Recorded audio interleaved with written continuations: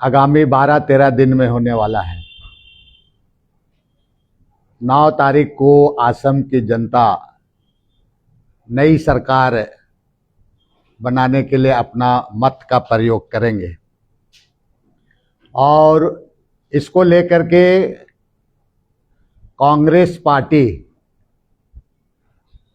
जो असम प्रदेश की हमारी कांग्रेस पार्टी है, ये लगातार विगत दिनों से आम जनता के बीच में जाकर जो वर्तमान की सरकार है उनको नाकामी को बताने का काम कर रही है। और विशेषकर विगत 10 वर्षों से भारतीय जनता पार्टी की सरकार है। अभी के दिनों में जो हेमंता बिस्वा शर्मा यहाँ के जो मुख्यमंत्री हैं, और सत्ता में आने के लिए उनके द्वारा एक तरह का वादा भी उनके द्वारा किया गया था, लेकिन इससे 10 साल और 5 साल जो हेमंता बिस्वा शर्मा शासन में रह करके भी असम की जनता को छलने का काम किया है। और विशेषकर जो शेड्यूलिंग इशू का मामला है, जो 6 कम्युनिटीज का, जो आदिवासी टी ट्राइब हुआ, अहोम हुआ, मोरान हुआ, मटक हुआ, चुटिया हुआ और कुछ राजवंशी हुए, उन कम्युनिटीज को शेड्यूल ट्राइब का दर्जा में उनको किया जाना था। ये भी उनके द्वारा वादा किया गया था, ये भी अब तक पूरा नहीं हुआ है। आने वाले दिन में हम निश्चित रूप से हम जो जनता के बीच में हम लोग जा रहे हैं, जनता एक तरफ से मन बना चुकी है और परिवर्तन चाहती है जनता। असम की जनता हेमंता बिस्वा शर्मा को बिल्कुल नकार चुकी है और अब तो वो अकेले पड़ गए हैं। आपको मालूम होगा कि आज उनके पार्टी के लोग भी उसको मदद नहीं कर रहे हैं, इसीलिए उनके बड़े नेता अब तक असम में कोई नजर अभी तक नहीं आ रहे हैं। और हेमंता बिस्वा बिल्कुल अलग थलग पड़ा हुआ है और हार के घबराहट में उनकी जो क्रियाकलाप आप सोशल मीडिया में या तो आप प्रेस के माध्यम से आप खुद इसको आप देख रहे हैं। दूसरी बात जो आज मैं आपको इस प्रेस कॉन्फ्रेंस के माध्यम से जो भारतीय जनता पार्टी की और जो हेमंता बिस्वा शर्मा के नेतृत्व में सरकार चल रही है, उनको मैं कुछ सवाल करना चाहता हूं। और सवाल का जवाब तो अब तो डेली प्रत्येक दिन उसको देना ही होगा। सबसे पहले मैं कहूंगा कि जब कांग्रेस की सरकार थी, स्वर्गीय तरुण गोगोई जी जब यहां पर मुख्यमंत्री थे, तो टी गार्डन्स के लोगों के लिए जो कांग्रेस गवर्नमेंट वेजेस बोर्ड का गठन उनके द्वारा किया गया था। और जब हेमंता बिस्वा शर्मा की सरकार आई, बीजेपी की सरकार, तो आज उसको इतना इनइफेक्टिव बना दिया गया, आज तक उसमें उसका जो वेजेस फिक्स करना था उसको वो नहीं कर पाया। माने एक तरफ से बोर्ड का जो एक्टिविटी, जो क्रियाकलाप होना था, उसको डिफंक्ट बना दिया गया। इसका जवाब उनको देना चाहिए, इसलिए कि हाजरा के नाम पर आदिवासी चाय श्रमिकों को एक तरफ से ठगने का काम करती है। आपने कभी भी उसके संबंध में आप 30 रुपीज 20 रुपीज आप हाजरा बना दे, लेकिन उसका जो एग्रीमेंट होना चाहिए, बोर्ड के नियम के अनुसार जो रूल्स बना हुआ है, इस पर कभी इसके द्वारा किसी तरह का उनके लिए एक्ट नहीं किया गया। चाय बागान के जो बागानी जो कर्मी हैं, श्रमिक हैं, उनको मजदूरी बढ़ाने के नाम पर इंटरिम वेज हाइक के नाम पर आदिवासी जो चाय श्रमिक हैं, उनको लगातार इनके द्वारा एक तरफ से धोखाई हो जा रहा है तुम्हारा। इसके बारे में अब तक डेली मिनिमम वेजेस क्यों नहीं फिक्स किया गया, ये जवाब हेमंता बिश्वास को देना चाहिए। चूंकि अपने विगत चुनावी काल में भी आपने कहा था, आश्वासन दिया था, लेकिन अब तक जो डेली मिनिमम वेज है ये फिक्स नहीं किया जाना, ये हेमंता बिश्वास शर्मा का आदिवासी चाय श्रमिकों के साथ एक बहुत बड़ा इसको धोखा ही कहा जाएगा।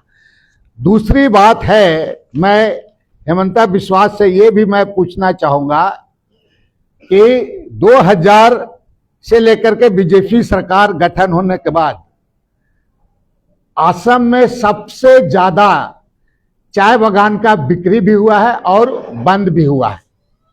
ये आप सभी हमारे प्रेस के मित्रों को आपको जानकारी है। जैसे आपका चराई देव पर्वत बागान का स्थिति, आप खुद उससे वाकिफ हैं कि यहाँ पर आपका सिर्फ आपका चाय बागान जो है उसको आपका बिक्री और बंद करने का इनके समय में प्रक्रिया भी बढ़ा है। जबकि कुछ बागान जो है, चाय बागान जो इंटरप्राइज है, ये आपका गवर्नमेंट ऑफ इंडिया का है और इसमें आपका इसमें 12 बागान इसके अंतर्गत आते हैं।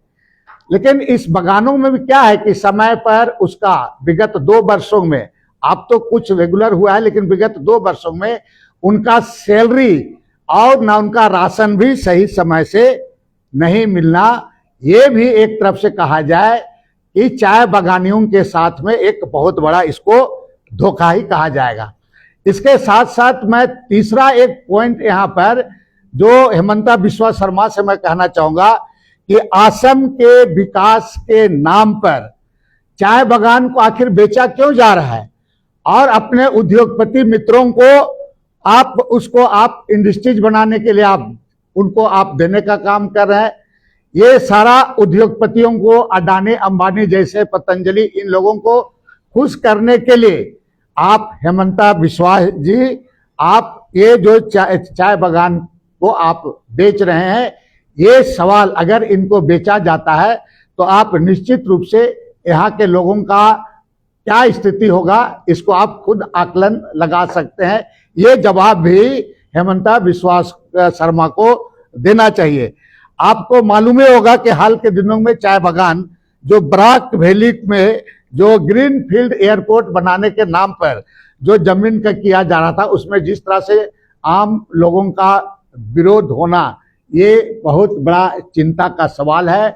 और इसके साथ साथ आज जो भ्रष्टाचार की जो उनके पास जितना आरोप लग रहे हैं, जो सिंडिकेट उसका है, जनता भी इस सिंडिकेट को पूरी तरह से यहाँ समझ चुकी है और इसी के चलते जनता अंदर में परिवर्तन चाह रही है। लेकिन जनता भय के चलते कुछ बात को नहीं बोल रही, लेकिन आने वाले दिन में निश्चित रूप से जनता इसको सबक सिखाएगी।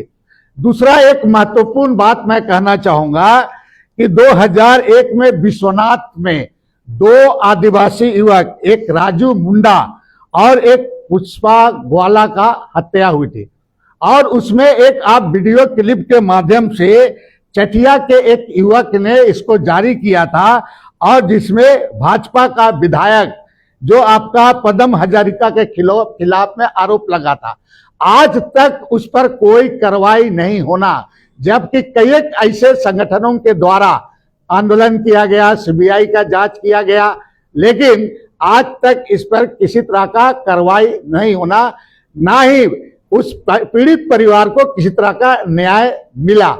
तो इसे और वो किस ऐसे अधिकार से वो आदिवासी चाय श्रमिकों का वोट का वो उम्मीद करती है।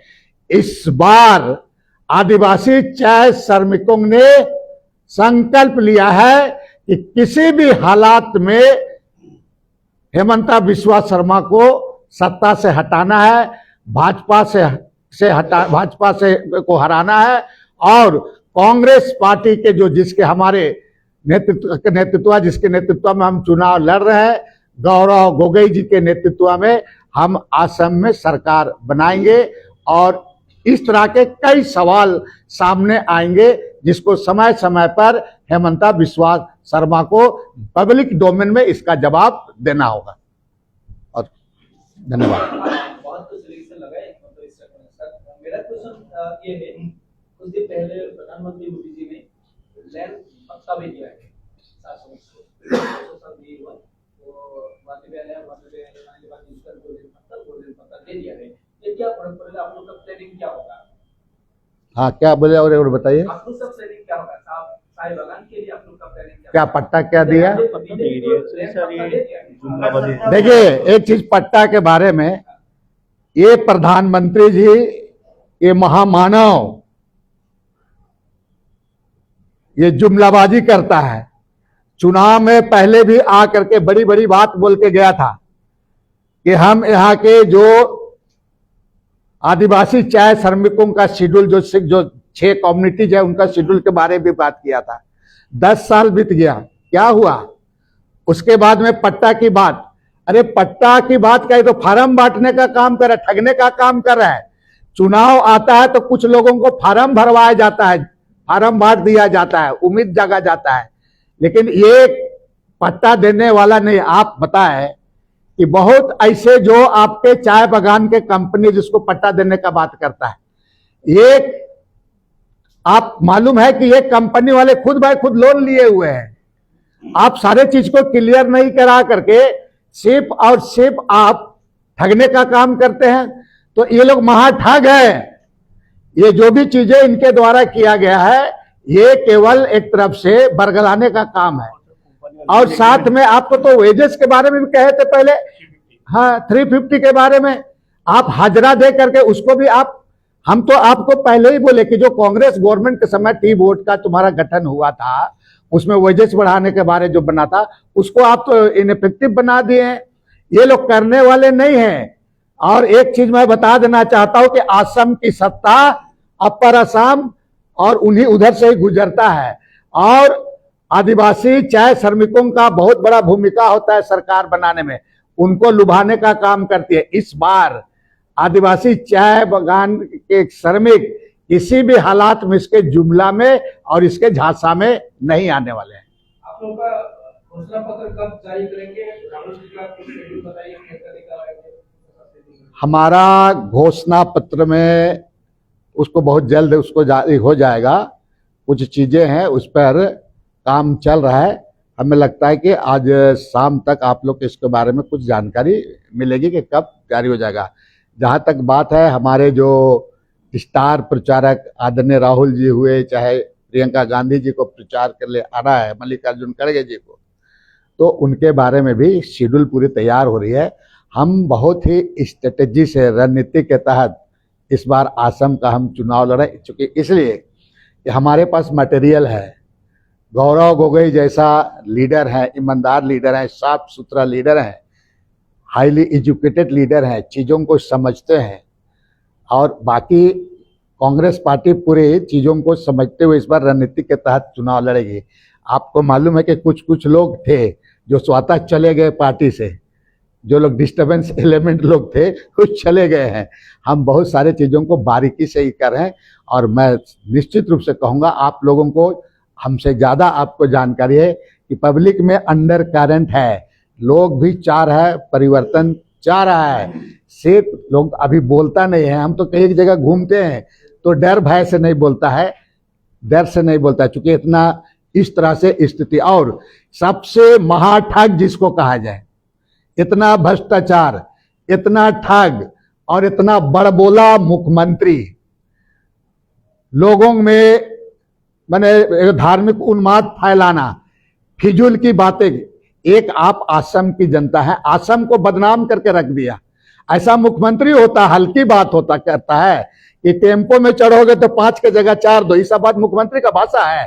थोड़ा आप सारे लोग पढ़े लिखे लोग हैं, मीडिया कवर करते हैं, बताओ ऐसा ऐसा बात करता है। कभी कभी देखिए चलाता है तुम्हारा बंदूक चला रहा है, गोली लग रहा है टोपी वाला को। ये सब हल्की बात मुख्यमंत्री का ऐसा बात होता है? ये महाठाग मुख्यमंत्री है।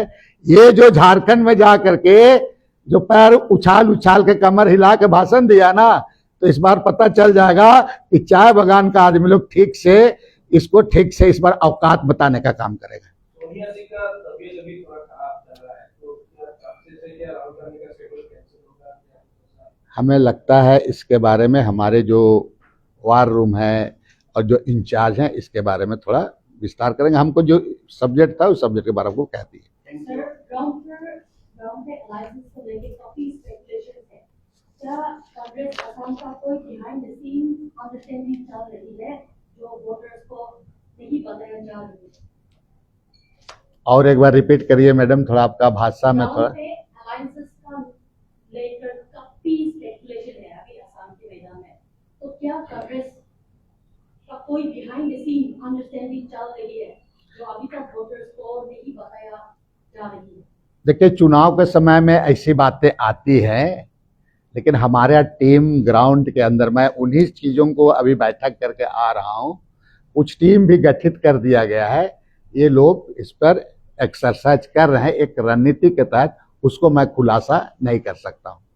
सर, आपने स्ट्रेटेजी की बात की, क्या आप क्लियर टाइमलाइन दे सकते हैं कि ग्राउंड पर वोटर्स को ये चेंजेस कब से विजिबली देखने को मिलेंगे? कब? टाइमलाइन के बारे में बताएं, कब टाइमलाइन की है? आपको 1-2 दिन में 27 तारीख के बाद बहुत सारे चीज दिखाई देगी। 27 तारीख के बाद। Thank you.